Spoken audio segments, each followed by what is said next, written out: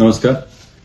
आपल्या विठ्ठल सहकारी साखर कारखान्याचा पहिली उचल 2875 रुपयाने आपण जमा केली होती.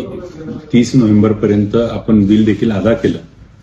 शेतकरी संघटनेचे नेते समाधानजी फाटे साहेब यांनी आंदोलन केलं, विधानसभेत त्याच्यावरती आवाज उठवला आणि सर्व संचालक मंडळाशी आपल्या कारखान्याचे संघटनेचे नेते असलेले दोन्ही सचिनजी पाटील, तानाजी काका यांच्याशी सर्वांची चर्चा करून आपल्या कारखान्याचा, विठ्ठल कारखान्याचा 3001 रुपया पहिला हप्ता देण्याचा आम्ही निर्णय घेतलाय. मी विधानसभेच्या अधिवेशनात असल्यामुळं मला हा निर्णय घ्यायला उशीर लागला, परंतु 3001 रुपये आपण त्या ठिकाणी अदा करूया.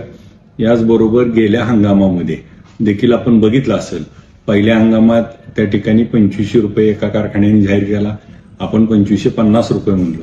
परत काही कारखान्यांनी 2700 रुपये जमा केला, परत 2800 रुपये, मग आपण 2825 रुपये दिला आणि त्याच्यावर कुणीही त्या ठिकाणी दर दिला नाही. आपण बघितलं असेल, गेल्या हंगामात देखील 2800 रुपयाची उचल जाहीर झाल्यावर आपण 2803 रुपयाची पहिली उचल दिली. मग काही कारखान्यांनी त्या ठिकाणी दिवाळीला 100 रुपये दिले, आपण 200 रुपये दिले.